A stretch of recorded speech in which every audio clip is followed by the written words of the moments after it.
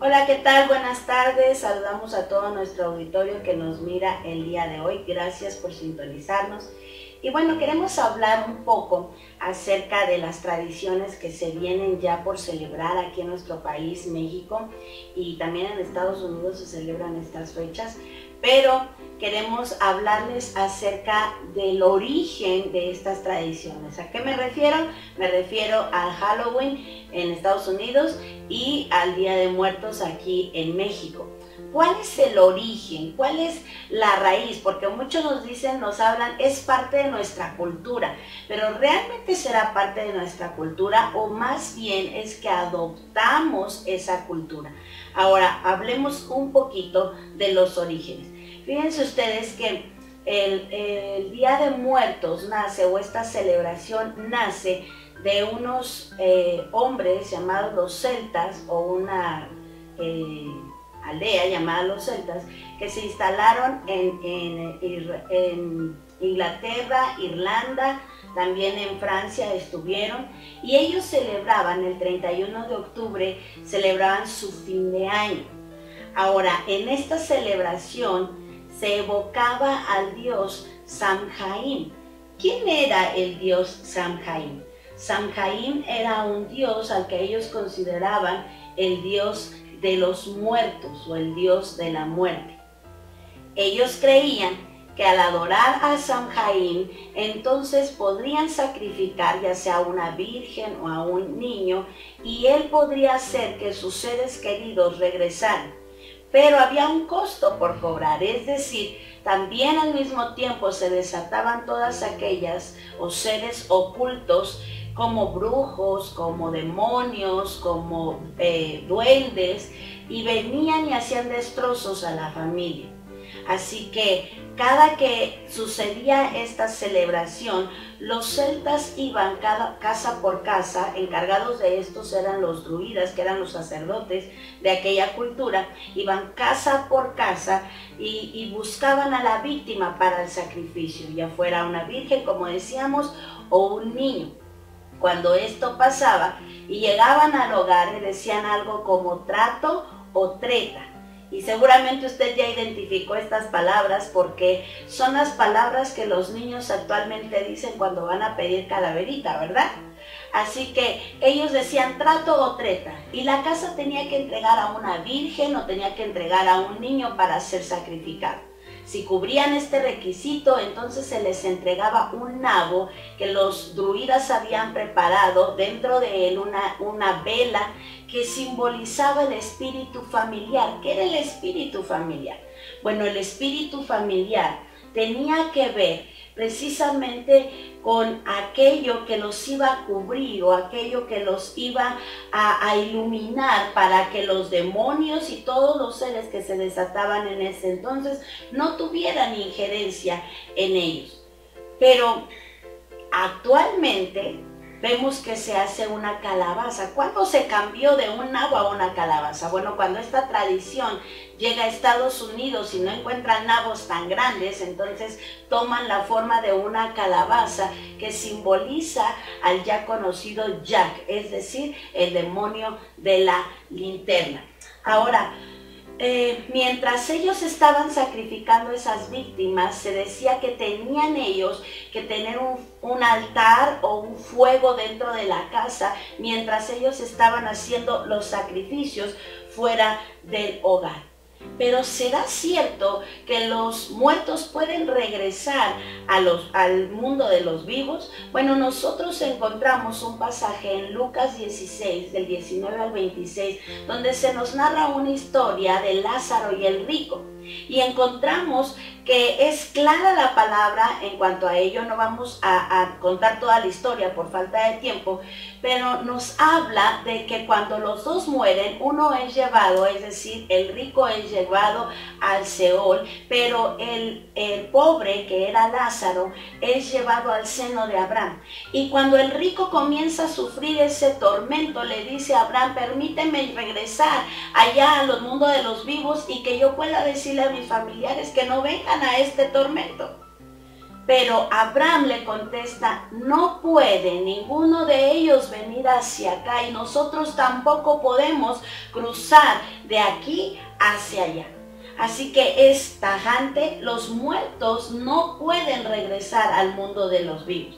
Usted a lo mejor dirá, bueno, es que se me ha aparecido mi abuelito, mi abuelita, o se me ha aparecido un ser querido que murió en el pasado. Bueno, quiero darte la noticia. No es tu abuelo, no es tu familiar. Son demonios que toman la forma de esa persona para engañarnos. Así que los demonios se visten, dice la palabra de Dios, que el diablo se viste de ángel de luz, cuanto más de un familiar querido.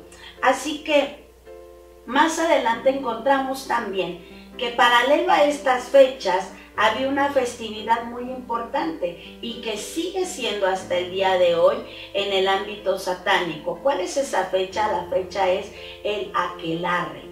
Y el aquelarre es una fiesta satánica donde nosotros vamos a ver que hay infinidad de actividades. Ellos comienzan desde el 9 de septiembre hasta el 31, 1 y 2 y hasta el 3 de noviembre. Comienzan ellos todo un proceso de lo que ellos van a efectuar en la tierra. Decretos que se hacen sobre la tierra, decretos que se hacen sobre las iglesias, decretos que se hacen sobre los ministros, sobre los pastores, sobre el liderazgo, pero también consagran a nuevos brujos. Es claro mencionar que los brujos ayunan, que los brujos oran. Obviamente no oran ni ayunan hacia Dios, ayunan y oran hacia Satanás. También se llevan a cabo bodas entre los brujos, brujas y Satanás. Se llevan a cabo orgías, se llevan a cabo sacrificios humanos, todo con el fin de complacer a Satanás. Ahora, ¿cuándo es o por qué esto nos afecta tanto a nosotros? Miren lo que dice Deuteronomio 18 del 10 al 12. Dice, no sea hallado en ti quien haga pasar a su hijo o a su hija por el fuego, ni quien practique adivinación, ni agorero, ni sortílego, ni hechicero, ni encantador, ni adivino, ni mago, ni quien consulte a los muertos, porque es abominación para Jehová cualquiera que hace estas cosas, y por estas abominaciones Jehová tu Dios te echa de estas naciones delante de ti. Es muy importante notar que a Dios no le agrada todo este tipo de prácticas. Dios aborrece las prácticas de hechicería, Dios aborrece las prácticas de ocultismo. Es decir, que lo que está sucediendo estos días va en contra de lo que Dios ha establecido a través de su palabra. Pero ¿cómo es que tuvieron injerencia estas tradiciones hacia nuestro México o hacia nosotros? Bueno, cabe mencionar que los romanos tuvieron injerencia sobre las tradiciones en cuanto a los celtas, porque conquistaron esos países. Así que comenzaron a mezclar, a hacer una serie de mezclas para que entonces pudieran ellos celebrar sus tradiciones, sí, pero al mismo tiempo no perdieran adeptos o no perdieran fieles, así que pudieran estar contentos. Y yo creo que hasta nuestros días suceden este tipo de cosas dentro de la iglesia tradicional en México. Pero quiero decirle una cosa, se instala el día 1 y 2 de noviembre como la fecha donde se iba a dar una devoción o un reconocimiento o un elogio a los santos, a los mártires que habían partido antes de nosotros. Sin embargo, la iglesia romana dice, bueno, mientras ellos celebren el 31 de octubre, lo que ellos quieran celebrar, nosotros instauramos el 1 y 2 de noviembre, aunque para esto quiero mencionarles que el día 13 de marzo era el día que ellos tenían para celebrar este tipo de cosas, pero lo llevan hasta el 1 y 2 de noviembre para fusionar este tipo de prácticas. Por lo cual quiero decirte que entonces este tipo de tradiciones no pertenecen a nosotros, no son parte de nuestra cultura, no son parte de nosotros. ¿Deben los cristianos celebrar este tipo de tradiciones? ¿Deben los hijos de Dios celebrar este tipo de fiestas? ¿Deben de convivir o deben de participar en este tipo de fiestas? La respuesta, mi querido hermano y amigo que nos sintonizas hoy, definitivamente no, porque quien participa en este tipo de fiestas se convierte en una persona a quien Dios resiste por causa de ese pecado. Sin embargo, quiero decirte que hasta nuestros días encontramos incluso gente creyente que cree en el Señor Jesús, que practica estas cosas por falta de conocimiento. Pero hoy espero que tus ojos sean abiertos, que tus oídos estén sintonizando esto, porque vamos a hablar un poco más acerca de estas cosas mientras nosotros estamos aquí preparando un poco más de material.